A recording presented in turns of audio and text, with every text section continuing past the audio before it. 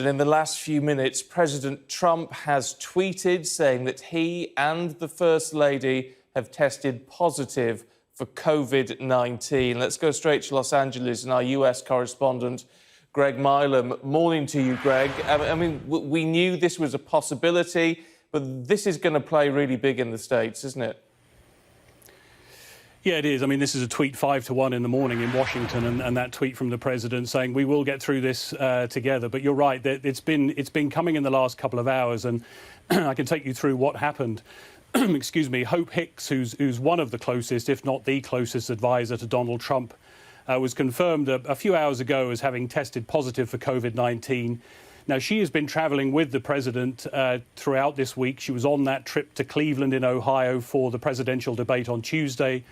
She was with him on a trip to a rally in Minnesota on Wednesday. Now, on that trip to Minnesota, she'd had a test. She was found to be negative before travelling.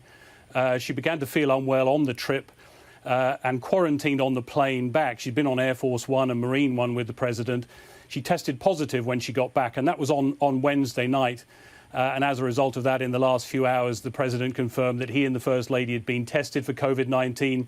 They were, in his words, beginning the quarantine process, and they expected the result in the next few hours. And that result is what we've just got back in the last few minutes. What's interesting is that the White House knew that Hope Hicks was positive on Wednesday night, Washington time. But still, the president went ahead yesterday with the visit to his golf course in New Jersey, in Bedminster. That was for a fundraiser.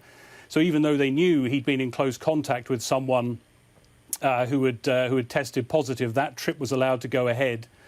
And it's only in the last few hours that quarantine process has begun. And that will be a 14-day quarantine process. We wait to hear from the White House what the protocol is. Now, under guidelines from the Centers for Disease Control, you would assume the president is considered an essential worker, so he will be able to continue to do his job from the White House. You would imagine, although there is the possibility that the Vice President, Mike Pence, will be able to step in. But all of this, of course, in an election campaign, an events planned for the next few days and weeks as he seeks re-election. This is a real bombshell from a man, of course, who has always downplayed his own vulnerability to this virus. Yeah, I mean, and of course, this is going to bring back all the things that he said right at the beginning of all of this, isn't it? I mean, even down to him claiming at one point that this was all just a hoax. I mean, in terms of the presidential campaigning and what the Democrats and those Republicans who are against Trump are going to say, I mean, this gives them almost an open goal, doesn't it? Yeah, I mean, you go back to the very beginning, and of course, in the presidential debate earlier this week, Joe Biden made a great play of the fact that Donald Trump early on had said this would disappear like a miracle. He mocked the fact that Donald Trump had talked about injecting bleach, although Donald Trump said he was being sarcastic. Of course, hydroxychloroquine, the president said he had taken a course of that to make sure that he didn't get the virus himself. And yet here we are, like his ally in Brazil, who had downplayed the risks, but then was tested positive.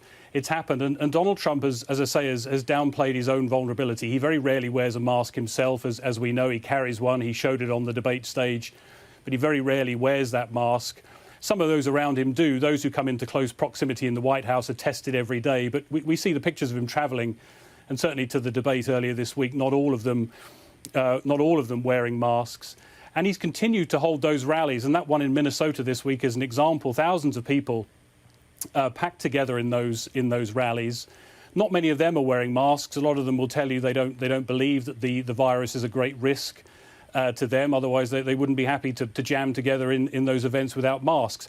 He says that they're open air events, and that is true. So the risk is less. But this will be a pretty sobering moment for those who are supporters of the president and have heard those messages. And it goes to the heart, of course, of his whole handling of this pandemic and that suggestion that there have always been mixed messages. He said people didn't need to wear masks, and then he did wear a mask. Said it's up to people to do what they want. He's talked about reopening the economy. He's talked in recent weeks about America rounding the corner in facing down this pandemic, in the face actually of what some of his medical experts have been saying. And here he is now himself testing positive, and the First Lady as well. What's interesting is that on his schedule for Friday, and he may well continue to work from the White House, of course, even in quarantine, he was due to hold a call on support for the elderly who were suffering from COVID-19. Well, we should remember he is in that group. He's 74 years old. He is one of the vulnerable people, more vulnerable group of the population from this virus.